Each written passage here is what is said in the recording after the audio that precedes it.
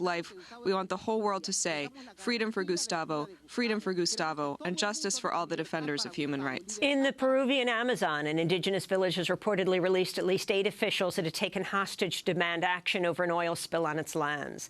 The village had been excluded from an emergency response plan. On Sunday, villagers seized a grounded military helicopter, capturing officials, including representatives of the state-owned energy company Petroperú, which operates the pipeline. Petroperú said the hostages were freed after the firm agreed to provide aid, including help with electrical and phone service. And Dr. Quentin Young, whose patients included Dr. Martin Luther King Jr. and young Barack Obama, has died at the age of 92. Dr. Young was one of the nation's leading advocates for single-payer health care. Speaking on Democracy Now! In 2009, as President Obama laid out his plans for what would become known as Obamacare, Dr. Quentin Young criticized his former patient and longtime friend, saying Obama's plan did not go far enough. The problem is the diagnosis here. America's difficulties, indeed the crisis in healthcare, is due to one big thing: the multi-payer and private insurance companies. Everybody knows that. Obama knows that. He said he was for single payer not that many years ago, and if you were starting from scratch, was the way he put it, he would go with it. Well, he is starting from scratch, and the failure to grasp the nettle and really give America the kind of healthcare reform system it deserves is very painful and very dangerous. Dr. Quentin Young died Monday at his daughter's home in Berkeley, California. He was 92 years old. And those are some of the headlines. This is Democracy Now!, democracynow.org, The War and Peace Report. I'm Amy Goodman. And I'm Juan Gonzalez. Welcome to all of our viewers and listeners around the country and around the world. In the most stunning upset of the presidential campaign to date, Vermont Senator Bernie Sanders defeated Hillary Clinton in the Michigan primary. Sanders won 50% of the vote to Clinton's 48%. During the campaign, Sanders focused heavily on his opposition to what he called disastrous trade deals like NAFTA, which have hurt Michigan's manufacturing sector. Opinion polls had projected Clinton would easily win the state by as much as 20%.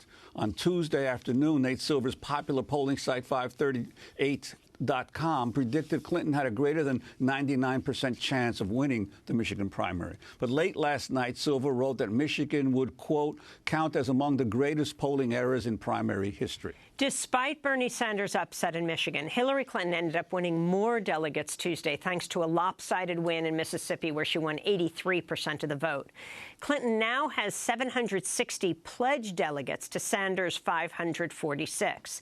In addition, Clinton has secured support from an overwhelming number of unelected superdelegates made up from the party establishment, though they could change their allegiance at any point. Sanders gave an impromptu news conference outside a hotel in Miami last night before he learned of the results in Michigan. I just want to take this opportunity to thank the people of Michigan who kind of repudiated the polls that had us 20, 25 points down a few days ago, who repudiated the pundits who said that Bernie Sanders was not going anywhere.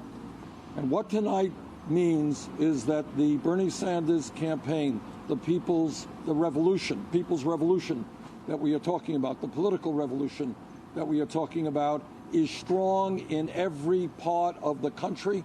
And frankly, we believe that our strongest areas are yet to happen. We're going to do very, very well in the West Coast and other parts of this country. What the American people are saying is they are tired of a corrupt campaign finance system and super PACs funded by Wall Street and the billionaire class.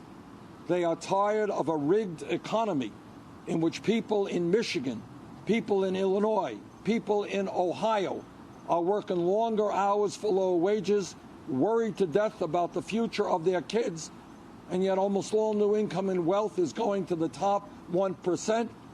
And the people of America are tired of a broken criminal justice system in which we have more people in jail, largely African American, Latino, Native American, more people in jail than any other major country on earth. So we started this campaign, as many will remember, 10 months ago. We were 60 or 70 points down in the polls. And yet what we have seen is in poll after poll, state after state, What we have done is created the kind of momentum that we need to win. Hillary Clinton spent the evening in Ohio, which also holds a primary on Tuesday. She addressed supporters before the results of Michigan came in. I want to talk about what working families are up against across the country. I want to talk about how we have a new bargain so you can get ahead and stay ahead. In every industrial city, small town, farm country, Indian country, every community that's been hollowed out by lost jobs and lost hopes. Don't let anybody tell you we can't make it in America anymore. We can, we are, and we will.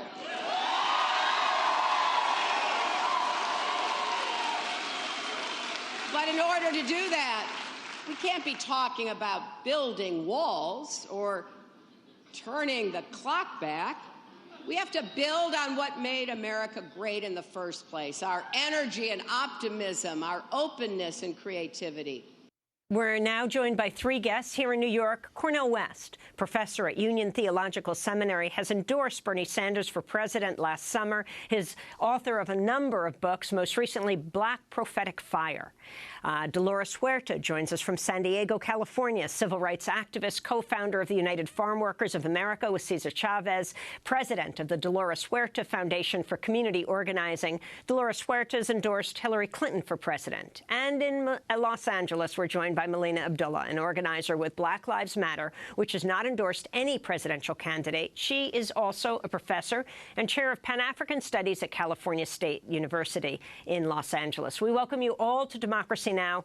Well, Dr. Cornel West, we're going to begin with you because, at least for the pollsters, this is a stunning upset. I have to say, I think even Bernie Sanders was surprised. I've never seen him alone like that, just standing against a wall, holding a news conference for the press, spoke for a few minutes. He didn't yet know the primary results. It seemed to be coming a few minutes later. You were with him in Michigan this weekend. No, it's true. We had no idea that we would have this kind of upset. We knew that we were going to fight based on integrity, based on principle. We know that we're in a moment where we got a neo-fascist in the making with Trump. We're trying to bring neoliberalism to a close. We got a neo-populist, a genuine populist in Sanders, and Hillary Clinton is a neoliberal, but she poses as a progressive. And so there's a sense in which we know that Bernie Sanders is the one to beat Trump. And that's crucial because we're at a very, very deep moment in this country. And I want to salute you all because the corporate media has produced Trump in a fundamental way. Every minute he's covered. Every second he's covered. Bernie Sanders hardly gets covered at all, but he has the same number of people following. Hillary Clinton gets covered more than Bernie, but not as much as Trump. So in that sense, I think we've got some real work ahead, but I've got a smile on my face. CNN and MSNBC, I'm not talking about Fox, CNN and MSNBC both ran the entire extended news conference that Donald Trump held. Now, Hillary Clinton actually spoke midway through Trump speaking. Usually they switch from one to another. Here they held the tape of Hillary Clinton to run the entire extended news conference of Trump in Florida. No, I think it's a very sad affair, but I'm also very sad that Black America is not waking up in the way in which we should. We've got a spiritual rot and a moral cowardice in our neoliberal black political class and our neoliberal black intelligentsia who don't want to tell the truth about the underside of the Hillary Clinton campaign. And the underside really has to do with not just the Clinton machine and all of its corruptions and so forth, but more importantly, the policies, the trade policies, the mass incarceration regime, the deregulating of the banks and so forth. But Brother Bernie's hitting his head on. It's difficult for Hillary to somehow act as if she's such a populist when she's been a centrist for so very long. One of the things was about the Michigan primary in particular was that since it was an open primary, that meant that independents could vote, not just Democrats. That's right. And some of the speculation is that at the last moment, a lot of independents decided, well, let me go into the Democratic primary and vote for Bernie, which is a sort of an indication of where, because the electorate in the United States is pretty much divided 1/3 Democrat, 1/3 independent, 1/3 Republican, where the independents are going. But I think given the class issues that Brother Bernie and all of us are trying to push, in Michigan, the class issues make a big difference. It's generational and it's ideological, and it's a beautiful thing to see. Well, I'd like to bring in Dolores Huerta, longtime civil rights activist, co-founder of United Farm Workers of America. Your sense of what happened yesterday in these primaries and why you think it's so important for Democrats and others to vote for Hillary Clinton. Well, I think one thing is that we seem to put a lot of blame on Hillary for things that Bill Clinton did in the Clinton administration, which I don't think is right. I think the other thing, too, is that I know that Bernie's got a very strong message. I respect him very much for his message that he's bringing about the inequality in our economic system. But Bernie knows, since he's been in the Congress for 26 years, that we also have to have a Congress to be able to bring to fruition some of the great ideas that he's put forth. I do believe that Hillary Clinton, I do have a lot of faith in her. I think she's got the skills, she's got the wisdom, she's got the experience to make things happen. When we compare the records of the two candidates, we see that Hillary Clinton's record is much, much stronger than Bernie Sanders is. And I do believe that what Bernie is saying and what he wants to happen, and I believe in many, many of the ideas that he's put forth, but I think it will take time, and we've got to really elect a good Congress. People forget. And I know the Affordable Care Act, when that passed the Congress, it only passed with 4 or 5 votes, even though we had a 25 Democratic majority at that time.